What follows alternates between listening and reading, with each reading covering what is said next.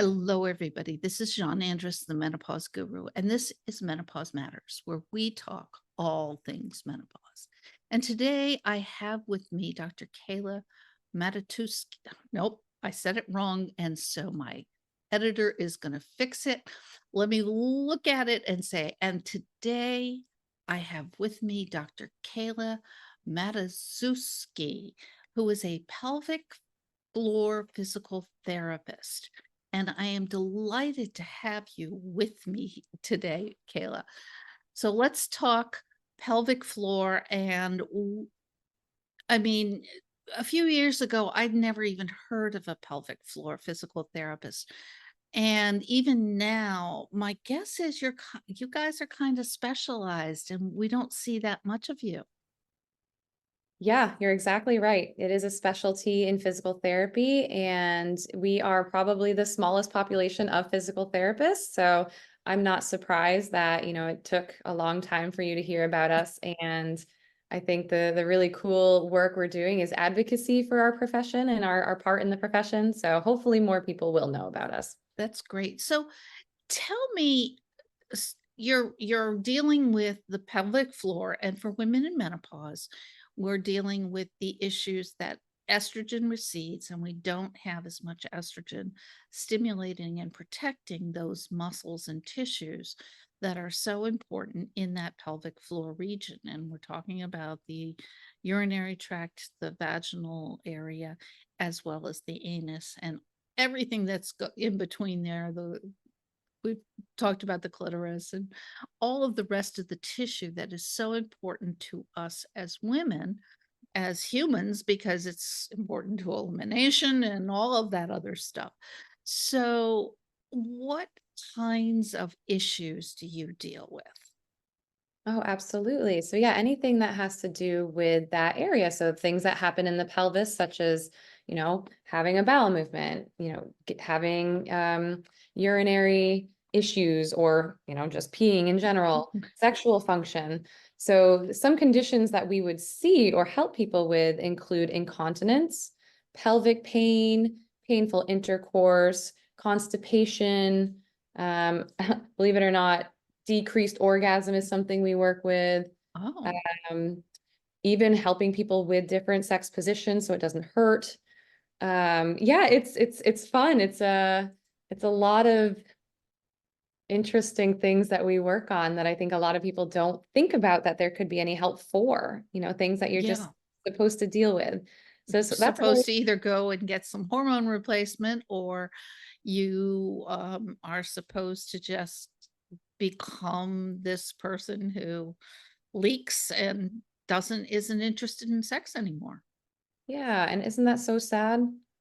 That's a really sad place to be. And I've talked with other people about libido issues, but these are issues where the libido isn't gone, but necessarily, but the ability to have intercourse is really limited by these issues. Yeah, that's kind of like a cyclical thing, right? Like some folks might have decreased libido because, they're having pain because of the changes in menopause, or, they don't have strong orgasms anymore. So how discouraging it must be to have those things happening. Like, why would you want to be having sex when you're dealing with those kind of things?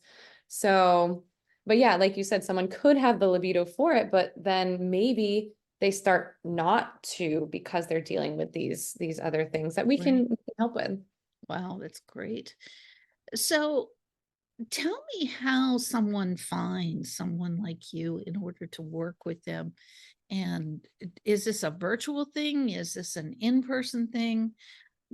Do they go to their doctors to get a referral? And do you know if Medicare pays for Ooh, that's a it? good one. Medicare, yes. So I think the first thing to do would be to look for physical therapy clinics in your area, and then you could reach out to each one and say, hey, do you have pelvic floor physical therapy? Or your doctor should know of the resources in the area. So you Mhm. could call them and you can get a referral. Or physical therapy is really cool right now because we are a direct access field, meaning you can come straight to a physical therapist without a referral. However, insurance will not cover physical therapy if you don't have a referral. So it's this like twisted system where, you could come right to, Oh, but insurance won't cover it okay. unless you get the referral. Okay.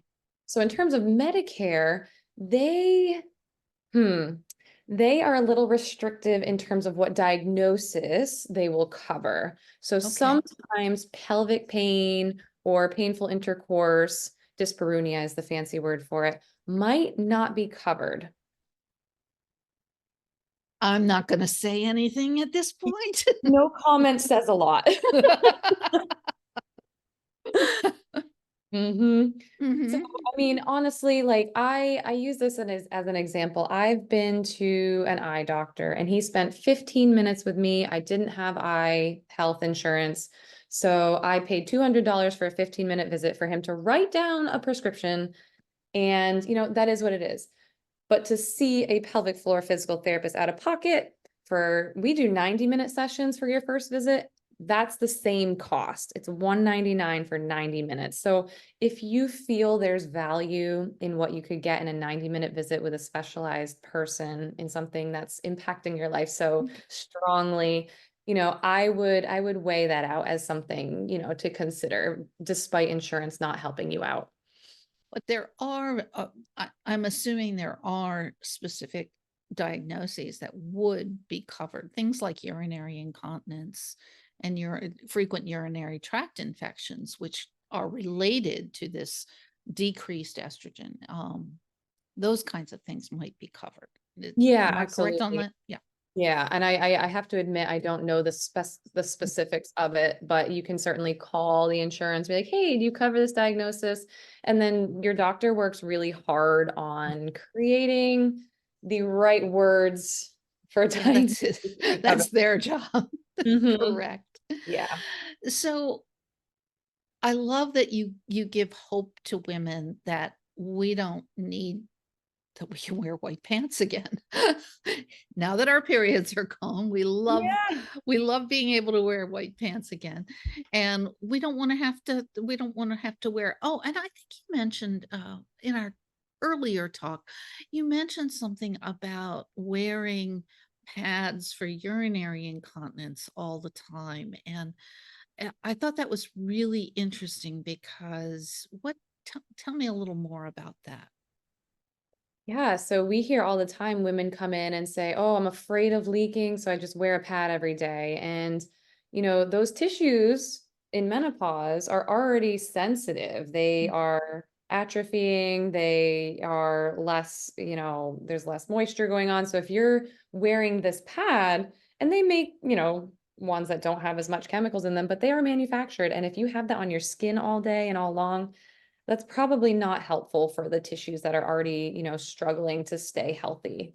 And if you're leaking into it, then you have the possibility that bacteria are going back up, not just into your urethra, but also into your vaginal and anal areas as well. And you can be dealing with multiple and sources of infection from that.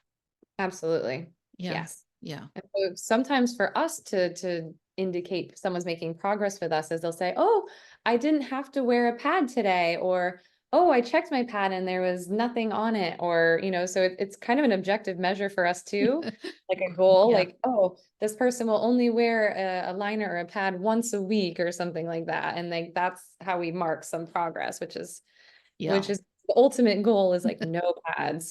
No pads at all.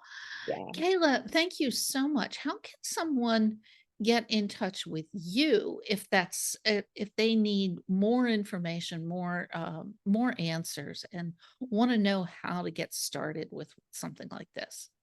Absolutely. And I welcome all questions at all times. So some of the best ways to get a hold of me specifically is Facebook, finding Kayla Matuszewski.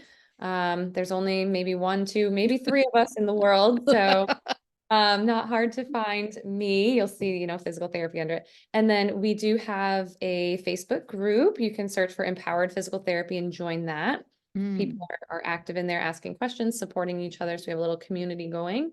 And then emailing me is a really, really good way to get a hold of me. And that's empoweredpt22@gmail.com. Kayla, thank you so much for this wealth of information you've shared with us, both here and on the podcast. I'm looking forward to many more conversations with you about this important topic for us all. Thanks so much for coming. Thank you for having me. I'm ready. Thank you. Hey, everyone. This is Jeanne Andrus, the menopause guru, and I'm here today with Ulrika Carlson. And Ulrika is an intuitive empath with a history of being depressed and suicidal. She came to a point where she had to choose between life or death. Today, Ulrika shares her experiences and embodied wisdom from her heart with nearly 30 years of experience of traditional Western and Eastern holistic disciplines. Her work as a spiritual healer, medicine woman, international author, reader of the Akashic Records, and yoga teacher slash therapist takes her around the globe, and she works with men and women of different ages from all fields of life. Welcome, Ulrika. That quite an impressive list of things that you work with. And today, I brought you in here today to specifically talk about hormone yoga. And this is a discipline that you've pioneered in, and it's about helping us as women rebalance our hormones, whether we're in premenopause, in our reproductive years, perimenopause, or postmenopause. And today we want to specifically talk about how it works and what it looks like and why Thank it's you, Jean. different from other versions of yoga. Yes, thank you. And thank you for having me. And thank you, you who are listening. Thank you. So I have nearly, as you said, 30 years of experience of holistic disciplines and yoga. And I come from a background with a very physical kind of yoga. And when I started, this was the only thing that was on the market.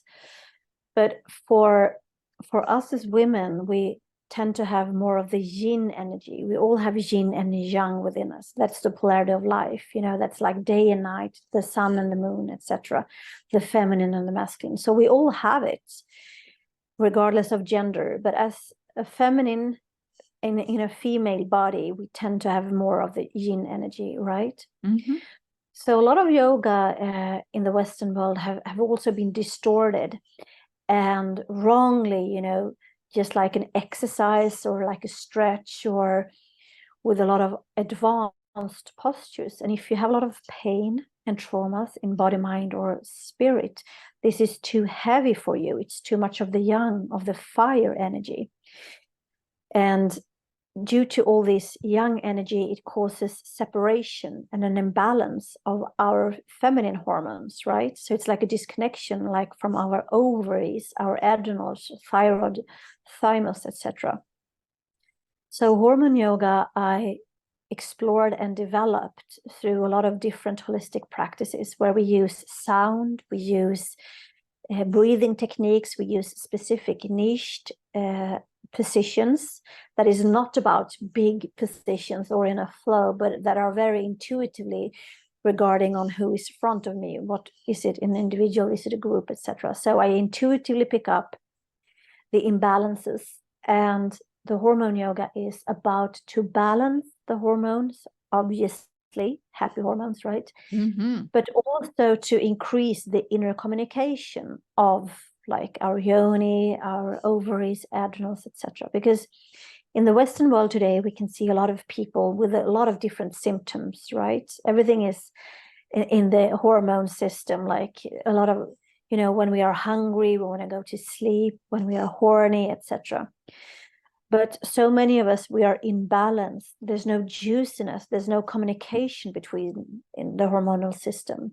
So I can have symptoms like from my thyroid, And then I get treated locally here on the thyroid by like medications or whatever. But the root cause might be somewhere else. That's only where the symptoms are. So hormone yoga also aims to know where is the root cause and to heal it, to balance it, and then the other hormones will follow, right?